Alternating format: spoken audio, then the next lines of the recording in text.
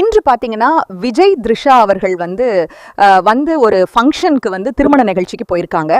இது எப்படி எடுத்துக்கிறது? கடந்த வாரம் தான் விஜயின் மனைவி சங்கீதா அவர்கள் விவாகரத்து கோரி மனு கொடுத்திருந்த நிலையில இப்படி ஒரு சம்பவம் நடந்திருக்கிறது. எப்படி பாக்குறது சார்?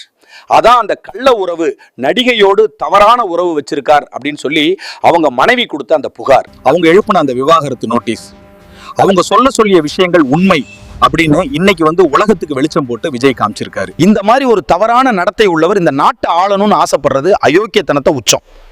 இது தனிப்பட்ட வாழ்க்கை அது மாதிரி இருக்கக்கூடாதுன்னு சொல்லுவாங்க. அவர் பொது வாழ்க்கை வந்துட்டாரு, இந்த நாட்டை ஆளணும்னு ஆசைப்படுறாரு. அப்புறம் 8 கோடி மக்கள் வீடும் என்னோட வீடுன்னு பாரு. இது கேவலமா இல்லையா? 2 குழந்தைகள் இருக்கு, காதலிச்சு திருமணம் பண்ணியிருக்காரு. ஒரு தனி மனித ஒழுக்கம்ன்றது ஒரு அரசியல் கட்சி தலைவரா இருக்கிறவருக்கு தனிப்பட்ட வாழ்க்கையில் இருக்கிறவங்களே தனி மனித ஒழுக்கம் பண்ணியிருக்காரு. ஒரு கட்சி தலைவரா வரீங்க, நாட்டை ஆளும் ஆசைப்படுறீங்க, உங்களுக்கு ஒழுக்கம் வேணாமா?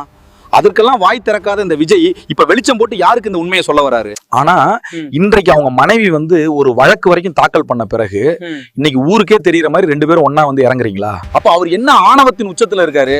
பெரிய நடிகர் நான் என்ன பண்ணாலும் சரி, ஏன்னா அதை நம்பி ஒரு தற்கொலை கூட்டம் ஓடிட்டு இருக்கு பாருங்க. இந்த கூட்டத்துக்கு என்ன பதில் சொல்றாரு? எனக்கும் அந்த நடிகைக்கும் தொடர்பு இருக்குன்னு சொல்ல வர்றத ஊருக்கே வெளிச்சம் போட்டு காட்டுறாரு. அப்படிதான் இதை நாம எடுக்க தோணுது. நமக்கு விஜய் மீது எந்த மாறுபட்ட கருத்தோ தனிப்பட்ட காழ்ப்புணர்ச்சி கிடையாதுங்க.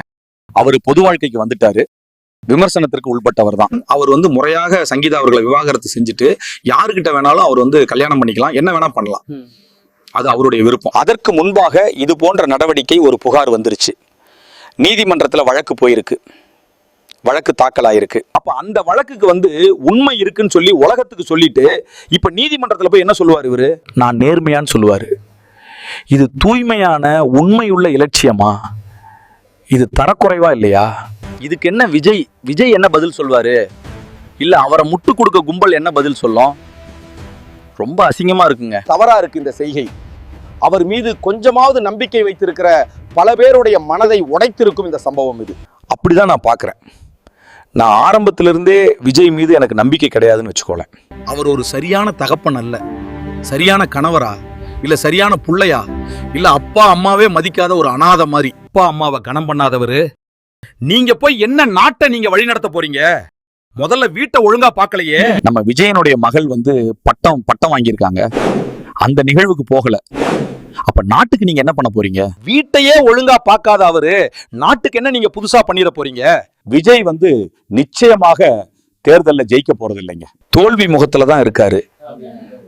ஏன்னா அவர் உண்மையான மனிதர் இல்ல. திருமணத்துக்கு இவங்க வந்ததுனால அந்த திருமண நிகழ்ச்சியை விட இவங்க 2 பேரும் வந்ததுதான் இன்னைக்கு வைரலாக பேசு பொருளா மாறி இருக்கும். இப்ப நீதிமன்றத்துல அவங்க மனைவி தாக்கல் பண்ண வழக்குக்கு இது ஒரு வலுவான ஆதாரம். அந்த நடிகையோட தொடர்பு இருக்குன்னு அவங்க சொல்லியிருக்காங்க. அதுக்கு எந்த ஆதாரத்தையும் நான் வெளியிடுன்னு சொல்லிட்டாங்க அவங்க. நீ என்ன ஆதாரம் வெளியிடுறது? நானே ஆதாரம் கொடுக்கறேன்னு சொல்லிட்டு 2 பேரும் ஒன்னா வந்திருக்காரு. இது விஜயனுடைய ஆணவத்தினுடைய உச்சத்துல தான் காட்டுது. அவருக்கு தலகணம் அதிகமாயிருக்கீங்க. இந்த தேர்தல் முடியும் போது அவருக்கு அப்பதான் உண்மையான நிலவரம் தெரிய வரும்.